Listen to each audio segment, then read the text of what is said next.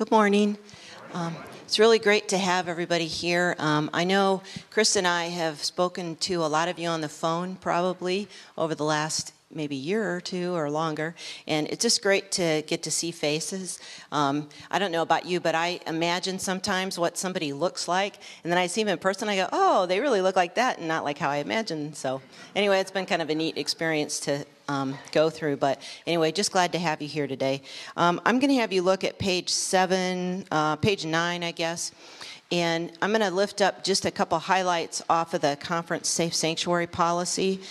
And just want to share with you that what we've done is we have in blue on the policy things that we've added that are new. It's in blue ink in here. So like on page 10, numbers 11, 12, 13, 14, 15 have new definitions. So we think that that'll really help with what's conference certification, what's local church certification. When we Bev mentioned supervision. What do we mean by supervision? So we're not going to read through all those in detail for you, but those are in there to help guide you or as you go back and have conversations at your church. On page 11, what the conference policy used to say is in red.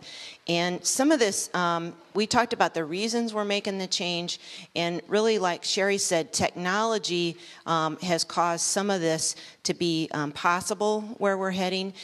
In the past, when we had in here that, and we encouraged churches go ahead and use the conference process. That was because that was the only way we could make available to local churches the background screens was if you went through our process in the training. And so with the way technology has evolved, you're going to be able to have background screened results like on your computer, and it's going to empower the local church to be able to see those. So I think that's a really important thing to understand is that technology is making some of this possible.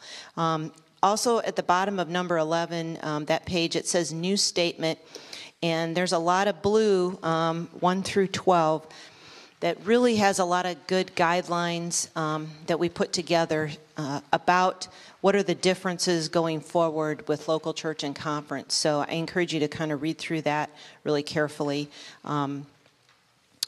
It talks about, Sherry mentioned, like if you go down to number 11, that decisions will be made at the local church, and we're encouraging every local church to have 2 or 3 people that are decision makers.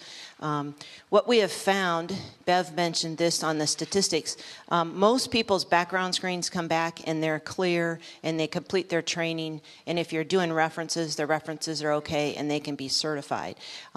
What you need your committee for tends to be when there's a question, something comes up and you're not sure, does this mean we should certify this person or not? And we're going to have more information about that.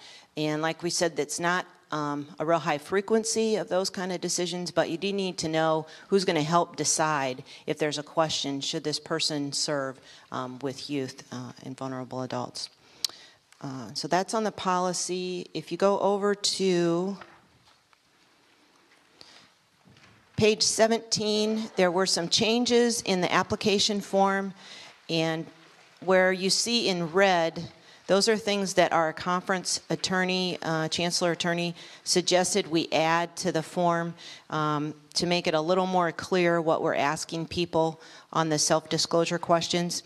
And these questions, this application form, has all been incorporated in the online process. And I'm going to show you how you can see that. But if it was a paper form, that's what it used to look like. If you go to page 19, 21, let's go to page 21. All of the reference forms have been revised, and a couple of the main revisions I'm going to emphasize here. Questions 1 through 10 are the same questions on every form. What is different is at the top where it says pastor program staff reference form, in that paragraph right there, it says who fills out each form. And I'll show you how that changes as we go across the various forms. At the top, question 1 and 2 have been added, which give, I'm finding these to be really helpful. When you receive a reference, and somebody says, well, I've known this person less than 2 years, and I'm really not sure, Or you get a reference and they say, oh, I've known this person 5 to 10 years and I highly recommend them. So that gives you a really good confidence when you're getting that sort of reference. So I'm finding that to be very helpful. And number 2, have you actually witnessed this person working with children and youth? And that's really good because sometimes people fill it out and they don't have that information. I would say most of the time we are getting really good references from people that have witnessed somebody working with children and youth. Number 8 and number 9 are the 2 questions that we've added into the reference forms that are meant to capture that supervisory component that Bev mentioned. Especially number 9, is the person able to give direction and provide supervision and discipline appropriately?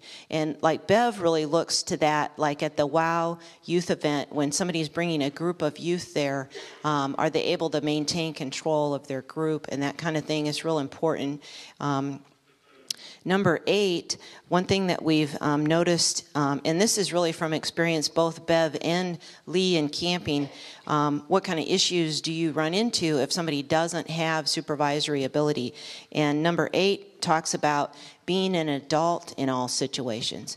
And so sometimes those are situations that you come across, and so we want to know that these people really have that maturity that you need. So I really like the reference forms. We're getting really excellent information from these revised forms. If you go to page 21, then 23 is the general reference form.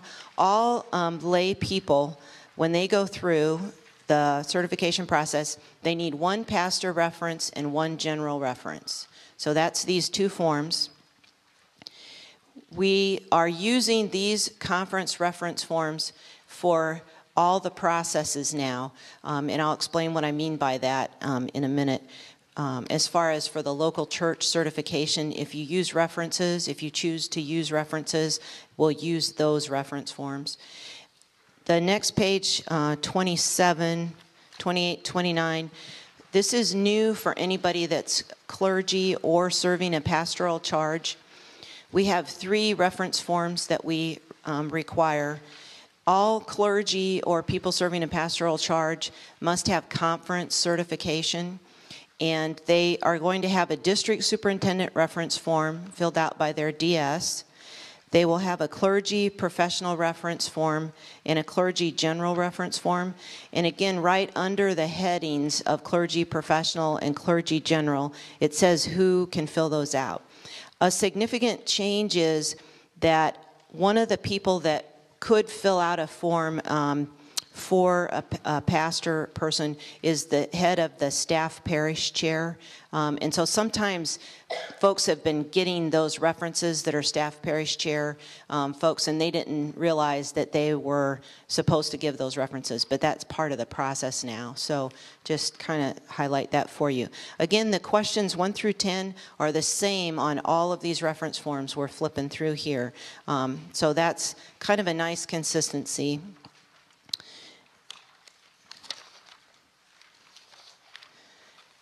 And Sherry, do we want to keep on going at this point, or what do you think? Okay, so let's go on to page 34, and I'm going to highlight what the software is going to look like.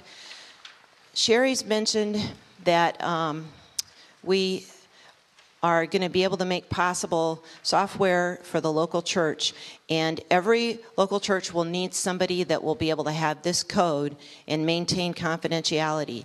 Every church will need somebody that'll be this coordinator person. Our short abbreviated word for that we've been calling the LCA, but it's the Safe Sanctuary Coordinator.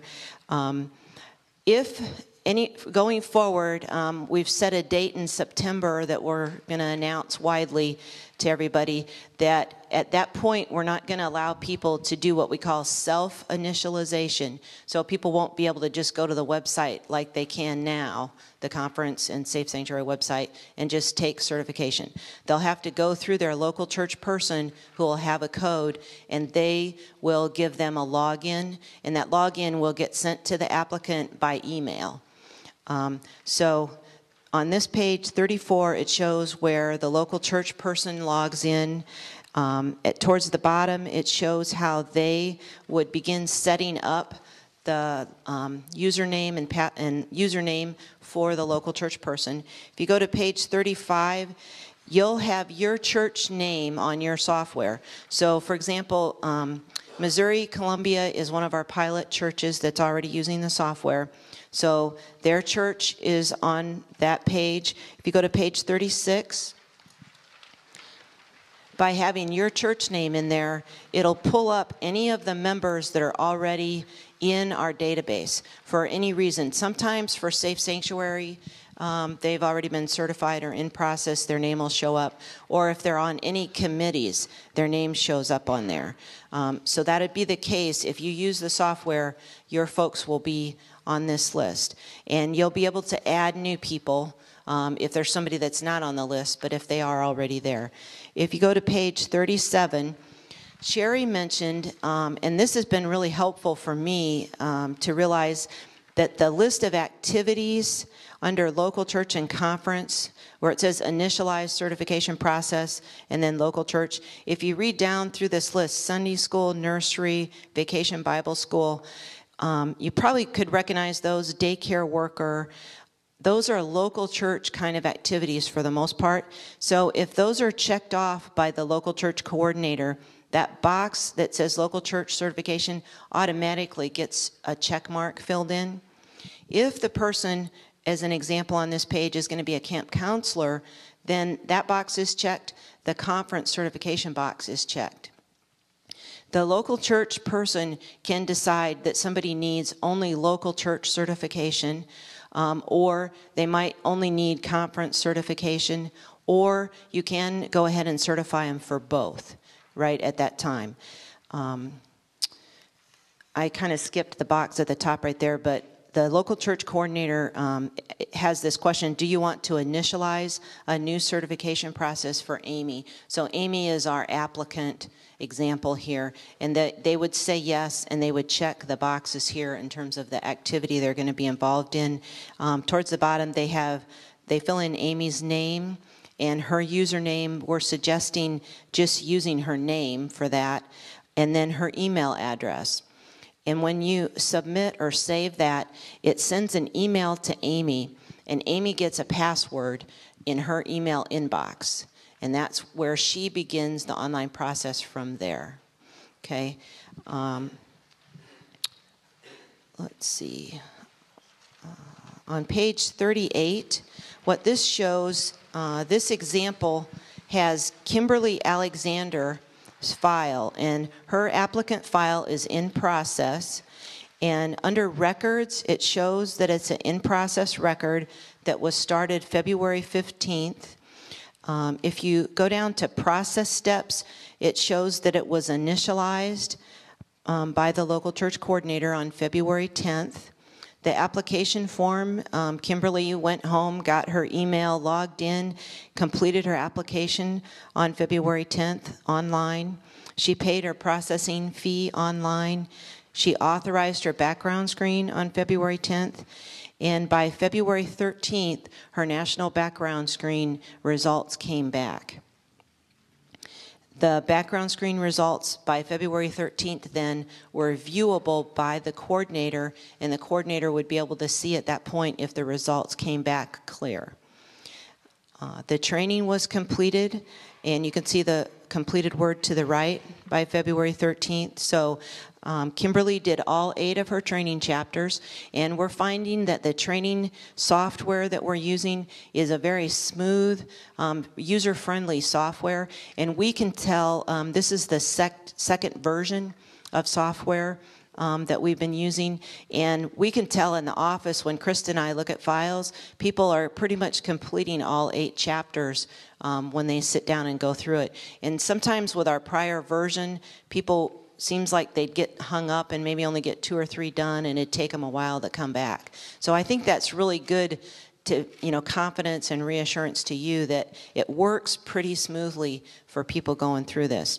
The reference forms, This is a slight change in our handout. We were going to have different references for the local church, and we've decided that one of the things from feedback from our pilot churches and just to streamline the process, we're not going to do different forms for the local church. So all of us are going to use those conference reference forms. And that's just going to make it simpler with the computer, like software development part and all of that. So it won't say general reference there. It'll say pastor reference and general reference.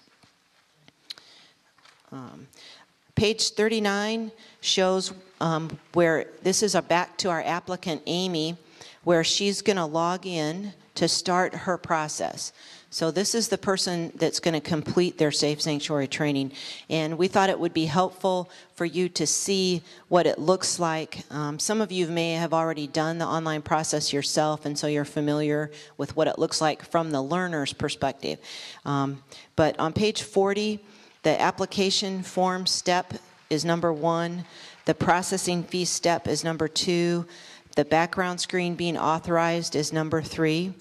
If you go to page 41, when the applicant has answered all their application questions, they can see that they completed that step. They get that green mark, check mark.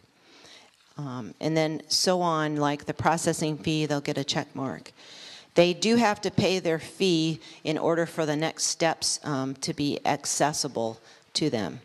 On page 42, I wanted you to just get an example, actually on 42 and 43. This is a good way to demonstrate how the application form is operationalized in the computer software.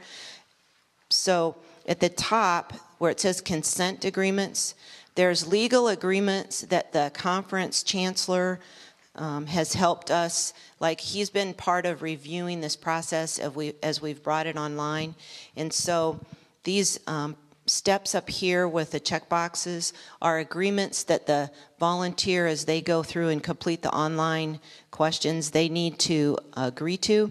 The first one is that they understand the importance of the process being confidential, and so they waive any right to review their file.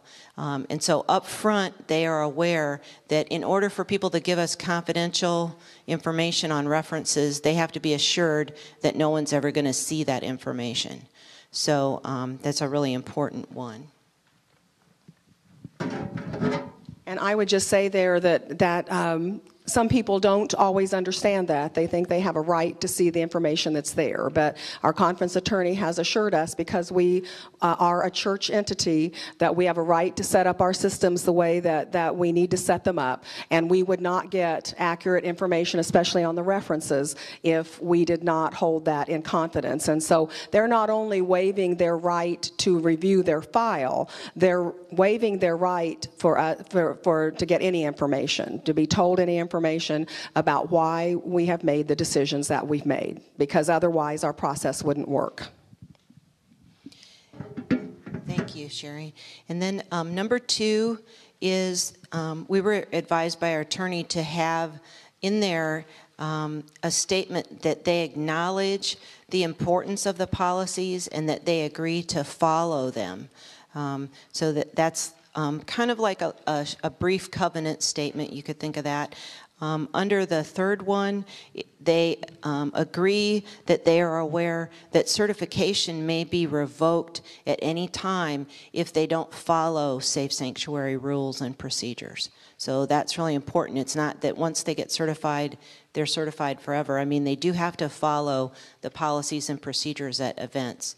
And sometimes we have had to suspend or pull somebody's certification if they didn't follow procedures. So that's something that's important to know. And that would be something that your local church certification authority would possibly be involved in if you had a situation come up and you felt like somebody should no longer be certified. And we have had cases where a local church pastor has had to make that recommendation to us. So that's a really important aspect of the program too, is to continue monitoring. So then the application questions on page 42 continue. If you go over to page 43, the self-disclosure questions, this is what they're going to look like online. So we saw the revisions to the application page up at the beginning of this packet, and this is what it looks like online. On page 44, the references, a lot of the pastors are really already very aware of this, that the pastor references come in electronically. So people select their pastor from a drop-down box, and then the pastor receives an email reference request that they can complete, and it comes back in to the database electronically. In this system, as you see on the box with the blue highlight, for Missouri-Columbia, their 3 pastors are listed there, and so those are the pastors that the applicant would select for the pastor reference. Also, in the software, there'll be an option if Amy was selected to give a reference and Amy realizes that Molly really has worked more closely with that volunteer, she has a way in the software to recommend or forward that reference to Molly to complete. And so that's been a really helpful thing for the pastors. And that's one thing I want to say about the software. As we go through this, I think that maybe you can see we've thought of a lot of the details that need to be included and steps so that we won't forget or leave something out. The pilot churches have recommended that they would like to have a place where their local church policy can be uploaded in the software, and they can be assured that their volunteers read their local church policy. So that's an option going forward, and many of our local churches are already sending us their policy by email, so it's in electronic format, and those can be uploaded, and so you can make sure your volunteers read your policies. Also, a local church covenant form, those are being included in the software. So it's just nice to know that when you have your volunteers go through using the software, all those steps are completed. They're all going to be stored online for you, so you won't have to worry about paper files. So I think it's going to be a really huge help. On page 45 and 47, these are the next steps. What do you need to do?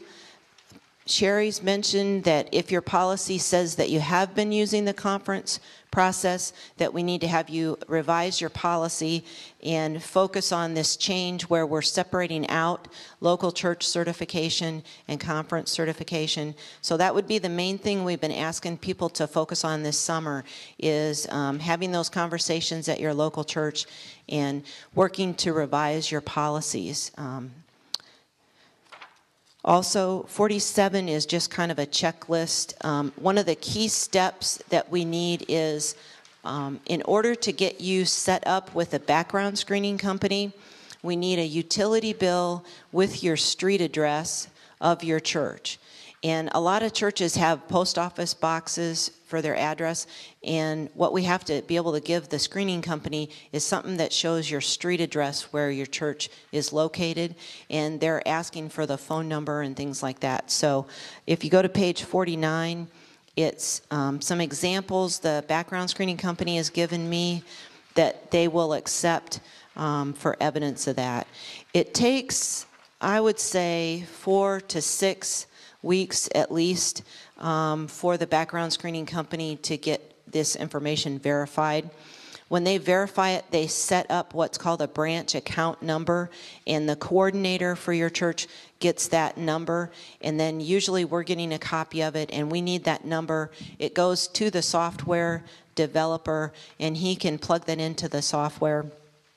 And then we're ready to have you download the software on your computer, and then that's what makes the background screen result process work, where you can get results back. On page 51, we have some training and just basic requirements for the Safe Sanctuary Coordinator. And one of the key things Sherry mentioned is confidentiality, that person is able to really keep confidences and protect the information that's coming back on background screens and reference forms. Also, that they're comfortable with computers.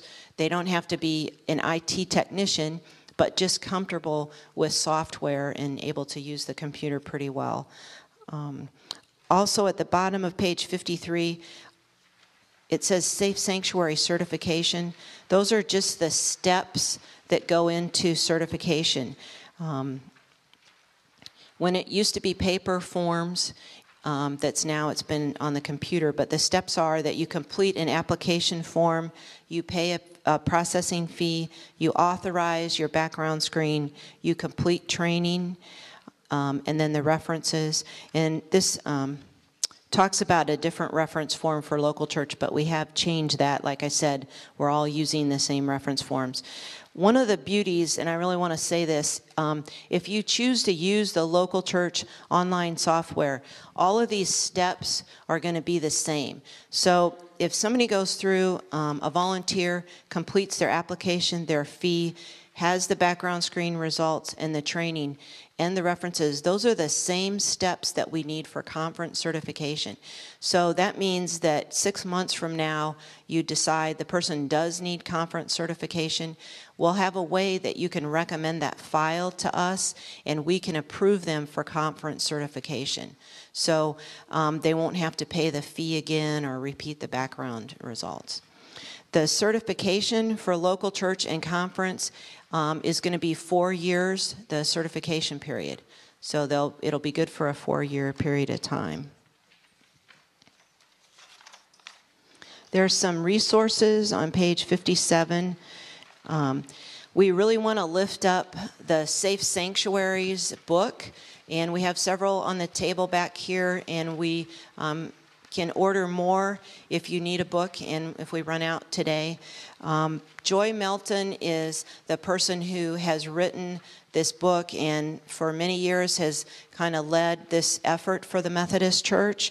And her book, this latest version, covers cyber safety and just the latest update on procedures. It is a very, very excellent resource for local church. We are asking local churches to look at their policy and review and update them annually. The book walks you through, really from a local church perspective, what are the things I need to think about at my church, the physical layout of the church, doors, windows, those kind of things. It's just really excellent for what do I need to think about in writing my policy. So we highly recommend those. There's websites here that are really useful. Under Screen Resources, Missouri CaseNet is a free site that you can go to. And you have to be a little bit careful using it because we've found that people, it's amazing how many people there are that'll have the same name. So you have to be really careful. And the website doesn't always give you enough identifying information, like a date of birth. Sometimes it does, but not always. But it is free, and so that can be another good resource that you can use anytime. The Missouri Sex Offender website and the FBI Sex Offender website, those are free, so you can always check those.